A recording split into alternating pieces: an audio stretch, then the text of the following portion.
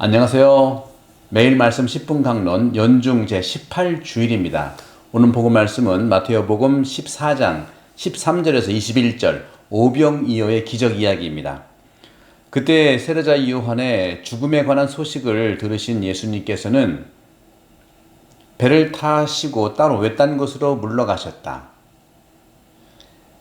그러나 여러 고을에서 그 소문을 듣고 군중이 육로로 그분을 따라 나섰다. 예수님께서는 배에서 내리시어 많은 군중을 보시고 가엾은 마음이 드시어 그들 가운데 있는 병자들을 고쳐주셨다. 저녁 때가 되자 제자들이 예수님께 다가와 말하였다. 여기는 외딴 곳이고 시간도 이미 지났습니다. 그러니 군중을 돌려보내시어 마을로 가서 스스로 먹을 거리를 사게 하십시오. 예수님께서 그들을 보낼 필요가 없다. 너희가 그들에게 먹을 것을 주어라 하고 이르시니 제자들이 저희는 여기 빵 5개와 물고기 2마리 밖에 가진 것이 없습니다 하고 말하였다. 예수님께서는 그것들을 이리로 가져오너라 하시고는 군중에게 풀밭에 자리를 잡으시라고 지시하셨다. 그리고 빵 5개와 물고기 2마리를 손에 들고 하늘을 우러러 찬미를 들이신 다음 빵을 떼어 제자들에게 주시니 제자들이 그것을 군중에게 나누어 주었다. 사람들은 모두 배불리 먹었다. 그리고 남은 조각을 모으니 12광주리에 가득 찼다. 먹은 사람은 여자들과 아이들 외에 남자만도 5,000명 가량이었다. 주님의 말씀입니다. 그리스도님 찬미합니다. 오늘 이 오병이어의 기적은 네 복음서에 다 나옵니다. 특별히 이 마르코 복음과 마테오 복음은요 2번씩이나 나와요. 마태복음은요 14장에 5,000명을 먹인 기적이 나오고 그 다음 15장에 4,000명을 먹인 기적 이야기가 또 나옵니다. 이 외딴 곳에서 이루어진 것이었거든요. 여러분들이 오늘 복음 바로 직전에는 세례자 요한에 대한 소식을 들으시고 예수님께서는 군중들을 이렇게 배에 타게 하고 외딴 곳으로 가게 했죠. 헤로데의 잔치에서 세례자 요한이 세상을 떠났습니다. 오늘은 예수님께서 백성들을 위해서 외딴 곳에서 잔치를 벌이십니다. 헤로데의 잔치와 예수님의 잔치를 잘 비교하시면 상당한 오병이어의 기적을 잘 알아들을 수 있습니다. 외딴 곳은요 에레모스라고 해서 광야와 관련이 있는 의미입니다. 옛 이스라엘이 광야 방황 때 하느님이 만나를 먹이심을 암시할 수가 있겠습니다. 예수님께서는 그 백성들이 가엾은 마음이 들었다는, 백성들에게 가엾은 마음이 들었다는 말씀을 하시죠. 그래서 가엾은 마음이 들어서 그들의 병자를 고쳐주십니다. 그런데 때가 되니까 제자들이 그들을 보내서 밥을 먹게 하자. 외딴 곳인데 먹을 것이 없었던 것이죠. 그러니까 예수님께서는 그들을 보낼 필요가 없다. 오늘 자세히 제자들과 예수님 사이의 대화를 보십시오. 아주 긴장 관계가 이루고 있고 제자들 의견과 예수님 의견이 달라요. 그러면서도 잘 흘러가는 이 오병이어의 기적을 잘 보시면 그들을 보낼 필요가 없다 하니까 그리고 즉시 너희가 그들에게 먹을 것을 주어라. 그러니까 제자들이 못한다는 말은 못하고 못한다는 의미로 그 다음에 17절에 나오죠. 빵 5개와 물고기 2마리밖에 없다 하고 얘기를, 이것은 바로 제자들의 예수에 대한 이의 제기라고 할 수가 있겠죠. 여기서 물고기는요 초기 그리스도교 성체성사를 뜻하고요, 또 광야에서 이스라엘 백성이 먹었던 메추라기와 관련됩니다. 메추라기도 이제 그런 종류니까. 이렇게 하자 예수님께서는 즉시 그것들을 이리 가져오너라. 즉시 해결을 하죠. 그것들을 이리 가져오너라. 예수께서 명령하시고 제자들은 수행자로 이제 국면이 전환이 됩니다. 다시 말하면 예수께서는 방향을 잡고 나눔을 시작한 분이에요. 나눔을 진행한 분이죠. 제자들은 예수님이 시작한 것을 예수님의 시작과 예수님의 나눔의 그 출발을 계속해서 제자들은 실천한 사람들이죠. 실무자들이죠. 따라서 예수께서는 나눔의 진행자요, 나눔의 시작자라면 제자들은 나눔의 분배자다. 분배자라는 의미. 우리 그리스도인도 마찬가지. 예수님이 나눠주신다는데 우리가 분배해야 되지 않겠습니까?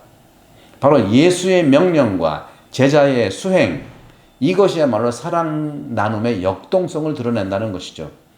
예수님이 직접 주관한 잔치입니다. 그러면서 예수님께서는 19절에 풀밭에 자리를 잡게 해라. 자리 잡을 준비라고 하는 것은 먹을 준비를 잡게 하는 것이죠. 오늘 복음은 여러분들이 먹는 기적이지만 두 가지 의미로 알아들여야 됩니다. 육적인 의미의 먹는 배고픔, 또 하나는 영적인 의미의 먹는 배고픔을 얘기하는 것을 우리가 알아듣도록 해야 되겠죠. 물리적인 배고픔, 영적인 배고픔 무엇일까요? 그러면서 예수님께서는 하늘을 우러러 찬미를 드리신 다음, 이것은 전형적인 유다인 식사에서 아버지의 역할인 것이죠. 빵을 이제는 여러분 예수님께서 빵을 나눠주는 것에서 바로 성체성사를 예견하시는 거라고 볼 수 있겠습니다. 그러자 제자들이 참여를 하는 것이죠. 결과는 어떻습니까? 20절에 모두 배불리 먹었다. 만족했다는 것이죠. 12강줄이 음식 바구니가 12개, 이것은 12지파, 하느님 백성 전체를 얘기하는 것이죠. 이것처럼 예수께서 직접 주관해서 실행한 이 잔치, 오병이어의 잔치, 결과는 놀라울 만큼 모두가 배불리 먹었고 남은 것도 거대한 양이었습니다. 오늘 이 오병이어를 성찰해 보십시다. 헤로데의 잔치와 예수의 잔치. 헤로데의 잔치는요, 바로 어제 토요일 복음인데요. 헤로데의 잔치에서는요, 사람이 죽었어요. 세례자 요한의 목을 뱄잖아요. 잔치에서 이루어진 일입니다. 따라서 왕궁에서 이루어진 것이고요. 또 세례자 요한의 그 죽음을 또 가져간 것이거든요. 따라서 헤로데의 잔치는 자부심과 오만과 음모와 소위 살인까지 벌어지는 세례자 요한의 죽음의 잔치인데, 바로 이것은 제가 표현하는 것은 소유의 잔치다. 뭐든지 자기 소유를 위해서 제거하는 것이죠. 하지만 예수의 잔치는 오늘 외딴 곳에서 나눔의 잔치였다. 왕궁에서 헤로데의 잔치는 소유의 잔치, 외딴 곳 광야에서 예수의 잔치는 나눔의 잔치요, 치유의 잔치, 신뢰의 잔치, 나눔의 잔치였다는 것이죠. 우리가 성찰하고 반성해 봐야겠죠. 코로나19 시대에, 그렇죠? 그리고 우리가 많은 어려움 속에 있는 이 시기에 이 나눔의 잔치가 재현되어야 되지 않겠습니까? 성체성사, 까리타스가 재현되어야 되지 않겠습니까? 우리 본당에서는 작년 9월부터 비가 안 와서 붓이 화였을 때 도네이션을 했습니다. 이것이야말로 오병이어의 잔치의 나눔의 잔치였죠. 지금 또 코비드19 때문에 우리가 또 많은 또 도네이션을 하시는 것은 바로 오늘 복음의 실천이라고 볼 수 있겠죠. 우리가 내는 교무금과 봉헌금 자체도 그런 점에서는 나눔과 이런 예수의 잔치에 속해 있는 그런 부분이라고 볼 수가 있겠습니다. 남은 음식의 놀라운 양, 이걸 보십시오. 물고기, 그리고 빵. 물고기 2마리와 빵 5개는 정말로 아무것도 양으로 초라한 모습이죠. 초라한 음식이 바로 이 두 가지예요.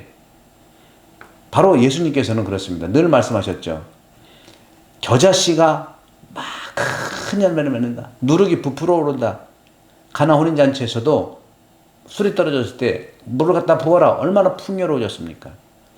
바로 이 오병이어의 기적은 누차 지금까지 말씀드렸던 마태복음 13장 거기에 걸쳐 나왔던 씨 뿌리는 비유의 재현이고요. 복음서는 똑같은 가치를 드러내지만 다양한 관점에서 말씀을 나누고 있는 거죠. 우리의 물고기는 2마리고 빵은 5개, 아주 미약하지만 풍요로움으로 나눈다는 거죠. 겨자씨는 아주 작지만 큰 열매를 맺는다는 것이죠. 누룩은 작지만 부풀어 오른다는 것이죠. 이것이 바로 최후의 만찬 성체성사를 얘기하는 하늘나라의 잔치를 얘기하는 겁니다.